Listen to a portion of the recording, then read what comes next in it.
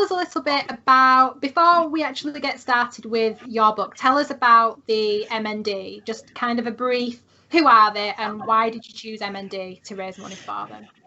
Well, the Motor Neuron Disease Association, they're the charity within England that is responsible for raising funds and awareness about motor neuron disease, which affects about 5,000 adults in the UK at any one time, and it can result in muscle wastage and people eventually being in a kind of locked-in syndrome. They've still got mental faculties, but may not be able to swallow, may not be able to speak, and may not be able to move. So it's a very debilitating condition if it hits you in that way. And what happened is I had a friend, friends Christine and Trevor, who live in the northeast, and Christine was diagnosed with motor neuron disease in April last year. And she eventually was in that locked-in syndrome and died, unfortunately, in October. I was finishing off writing the book at the time, and one of the things that Christine was to me, is, apart from a friend, in my first book, she was my kind of salesperson in the northeast. She managed to convince or con, depending which way you look at it, a number of people to buy my first book. So she was an important person in lots of ways to me. So it seemed appropriate that it should be the Motor Neuron Disease Association that should benefit from the royalties from the book. So it's a really worthy cause, then. It is a worthy cause, and it's in memory of a person that meant a lot to me and to Sandra. Brilliant. Okay, so the people that are watching this video know that if they buy the book today or in future or in ebook, paperback or whatever format we've got it out there, it is for a really good cause, everybody. So Peter, can you tell us a little bit about the inspiration for the actual book? Because you went on this pilgrimage, and we'll talk a little bit about some of the things that happened on the pilgrimage. But what actually inspired you to sit down and think, this needs to be a book, I need to tell people about this? Well, doing the walk, the inspiration for the walk, first of all, was two things. One, I had a health scare, which meant that it was a kind of wake-up call to self, to get fit, to lose weight, to start running, start walking. So that was one aspect. The second aspect was a friend, Maureen, who walked the Via de la Plata, the pilgrimage route, in 2010, and she told me about it. And I was kind of smitten. You know, the more she talked about it and showed us pictures, talked about the people she'd met along the way, I thought, I really want to do that. I've got to do that. So it was the two things combined, really. Knowing that somehow I'd got myself fit enough to do it, and having someone who sort of talks so lovingly about it meant that I wanted to go and do it. And then meeting the people along the way and hearing their stories and the various reasons why people walked along the route, I felt I just had to write a book about it and combine all of that together. I read the book from start to finish, and I know that there are some really special stories in there, and there's some really interesting people that you met, and you kind of became this family, didn't you? You kind of had like a little travel family. Can you tell us about the relationships that you built with people? Yeah, well, it was about six weeks I was away from home, and so the people I kind of met along the way became a kind of surrogate family, really. And there were 10 people, 10 of us that stayed in my first night on the Camino. And apart from myself, 5 of the others managed to complete the whole journey. So they were very special, and we met other people along the way who each had their own particular stories. I mean, some people didn't get there, and they had a story as well. And so you know, some of the people I write about were fleeting members of the family. Others were members of the family throughout the whole war. and each of them had their own reason for walking it, but their own sort of quirky personalities, and there were some quite funny things. There were some quite funny things. I mean, the first person that we met, could I say we, because Maureen walked the first week of the Camino with me as far as Zafra, and then another friend, John, linked up with me there. But the first pilgrim that Maureen and I met was a woman who was Polish origin but was living in England. And she was pulling this huge golf trolley behind her, and you could tell that there was no way she was ever going to get to the end of what was a very strenuous, at times up and down mountain tracks route, with pulling a golf trolley behind her. And at the end of the first day, she somehow thought that I was an expert on walking, and she sort of wanted me to affirm how wonderful her pride and joy was. And I didn't really want to burst her bubble on the first day, really. So, we kind of changed the subject somewhat, rather than answer directly the question. But she got as far as Merida. She got as far as Zafra with the golf trolley after several running repairs. But then apparently, I mean, I learned this later on from other people. She sort of left the golf trolley behind in Zafra, but got as far as Merida. So about 9 or 10 days into my walk, she got that far. Although it probably took her about 15 or 16 days to get that far. But further than you thought she'd get. Further than I thought she'd get, yeah, certainly further than I thought she'd get with the golf trolley too, to get as far as Zafra.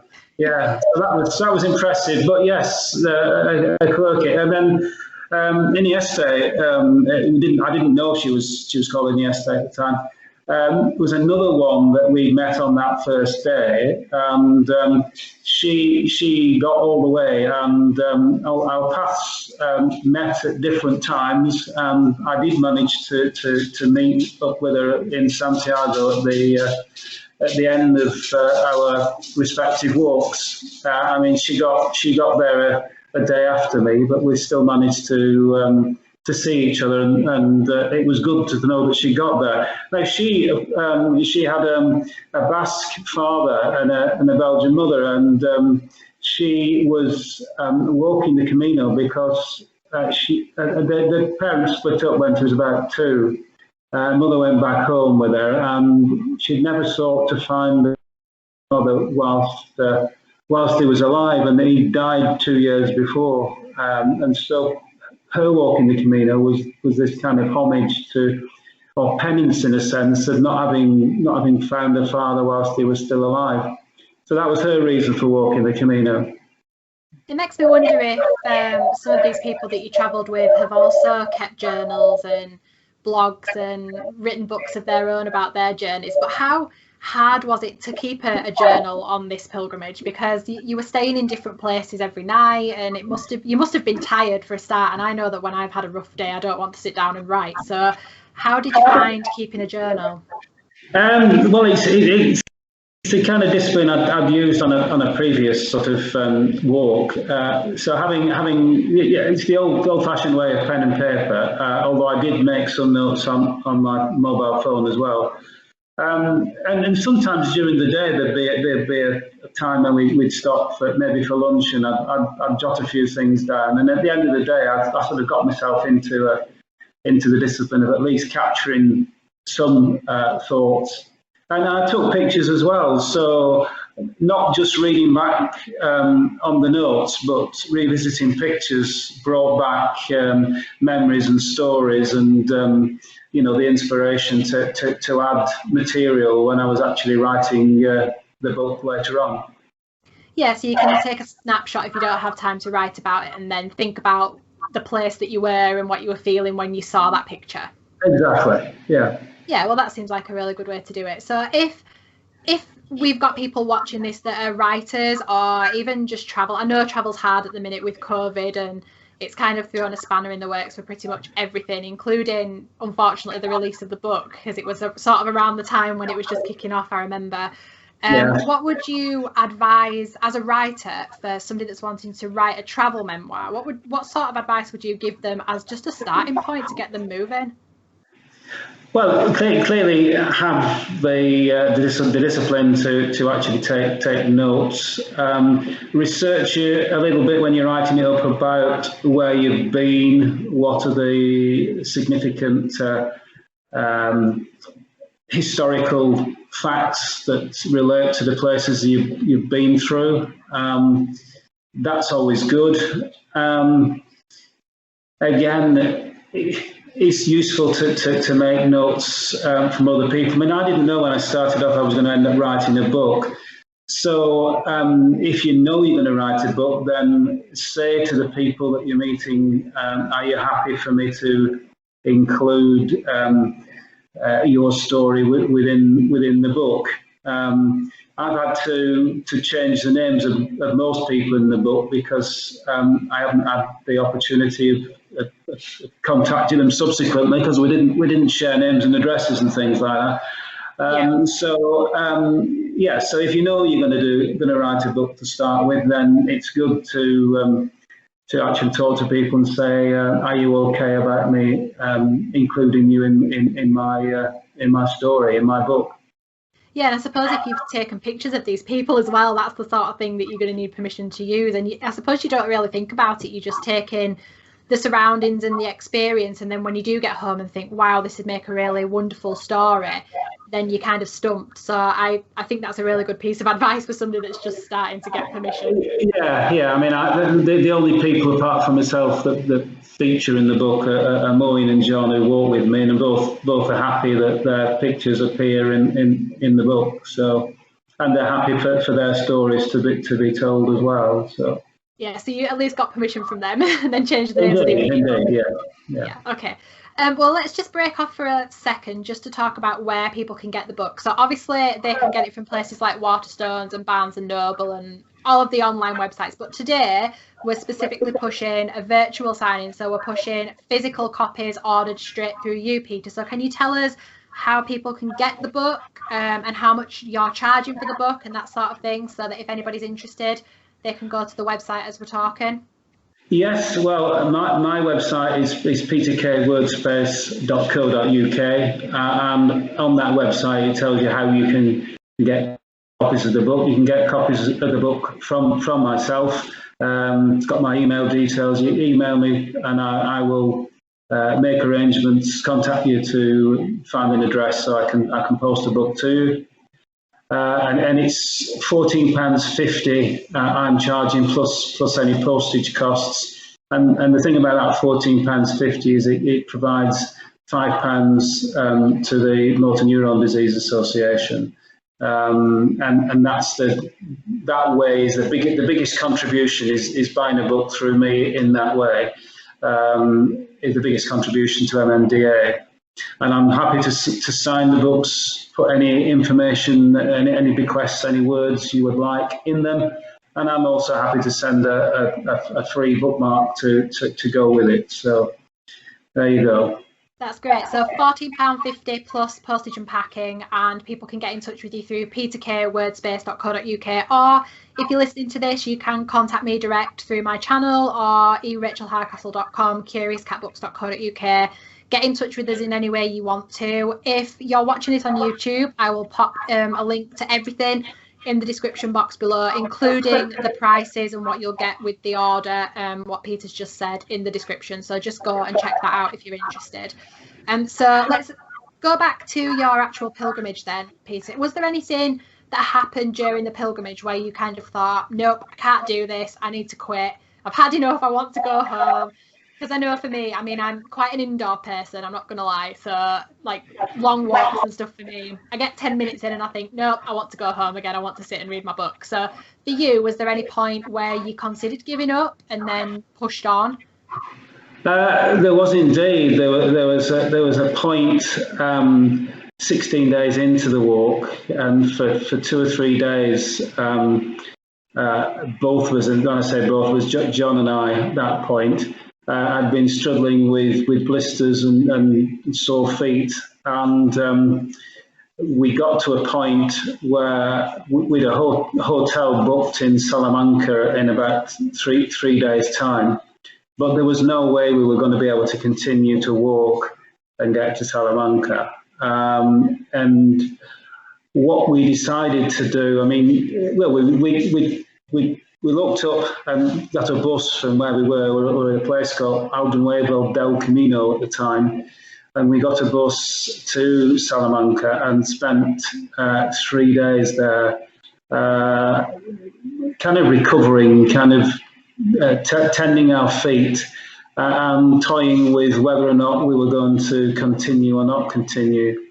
And I guess one of the reasons that we decided to continue was that Salamanca was absolutely stunning. It was a wonderful place. It's become my favourite Spanish city, and one of the, if I was to say to somebody there are 5 places in the world you should visit once, Salamanca would be on my list.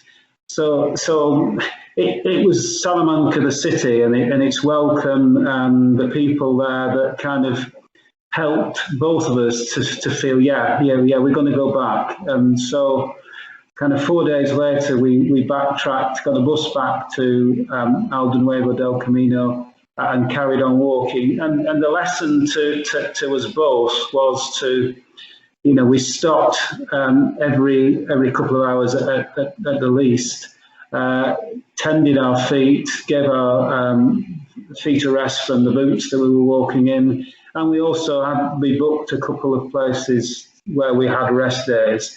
I mean, I'd walked 16 days, John had walked 9 days. Neither of us had had a day off from walking. And yeah, that was a low point in terms of where we're going to continue, where we're not going to continue.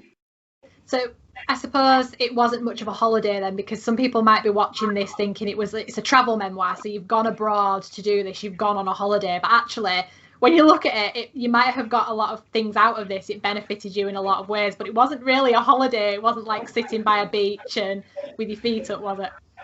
It wasn't, no. But you know, looking back, I wouldn't even that experience, I wouldn't change any of it, because you know, you learn from all experiences in life, and you learn from all experiences when you're undertaking a walk like this. And it meant, because of that, it meant we linked up with a completely new group of people, because obviously a lot of the people that were part of the family that we'd been in touch with were then, you know, days ahead of us. And so when we were meeting people, when we went back to Aldenuevo del Camino, that we hadn't met before. So our family was enriched, or my family was enriched, if you like, and we met people that we wouldn't otherwise have met. So, yeah, I wouldn't change anything, but no, it wasn't a holiday, that's for sure. Very tiring, like I'm sure actually sitting and writing the book was as well, because it is quite a big book, and I should know because I put the thing together for you. It's a very chunky book, guys, so if you are watching this and thinking, this sounds like something that I really want to buy, want to enjoy, and it's something that you maybe want to support, you are going to get value for money here for £14.50, and that includes the £5 donation to the MND as well. And I mean, Peter, have you got any copies with you that you can flash on the screen? There it is. There you go. So it is a big book. Yeah, a very big book. And the great thing about it is there's full colour photographs in there, and each of the photographs has information about where they were taken and what's actually in the picture. But then there's also some maps that you drew. So those perfect examples. There's photographs. And there's a map of, There is, and there's also some extra stuff in the back as well. I think you did some, is it Spanish words and things, so that people can learn. And any references, there's a Spanish glossary at the end. And for those nerdy people like me that want to, you know, it's broken down into different stages, and it tells you where from and to, and how many kilometres each day was. So it's all in there. So they're getting a little bit of a travel guide as well in there, and if it's something that they want to undertake, I'm assuming that you obviously would recommend it. But is there anything else really that you want to tell people about MND or the actual journey itself? We are almost out of time, but I want to make sure that we get as much as we can across to the people that are interested in the book. No, as I say, MND, it kills a third of the people within a year, and Christine, unfortunately, was one of that third. So there are other people clearly that manage to live with it, increasingly debilitating over time. So it's a worthy cause in that sense. But yeah, it's a great. I thoroughly enjoyed undertaking the walk. It was 2 years in the writing after that, and it took another 2 years from finishing writing it to finally getting it published. So the journey from starting writing it to it becoming published was a long journey, as well as the walk itself.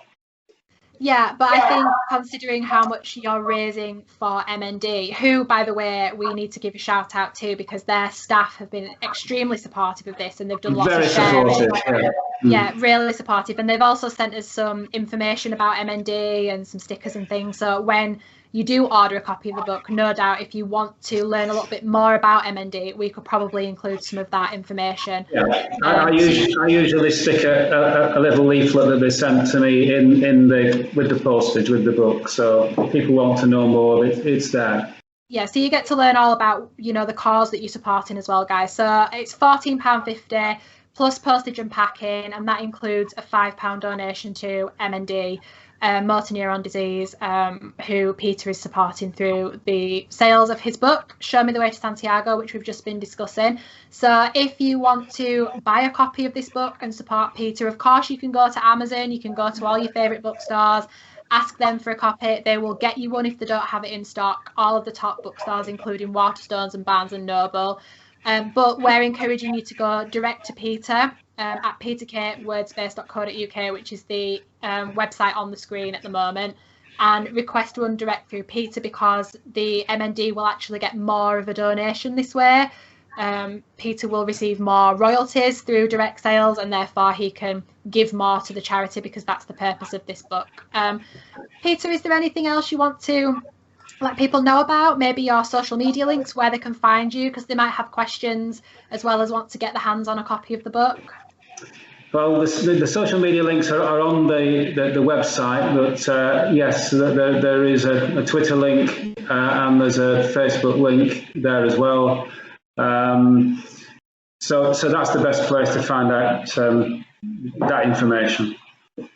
Great stuff. So what I'll do is I will link your social media, your website, all of the MND information in the description box on YouTube. So when people have finished watching this video, they can just scroll down, find everything they need to. And I'm really encouraging you to go and buy a copy of this book, guys. Peter put in so much hard work, and it's such a decent book.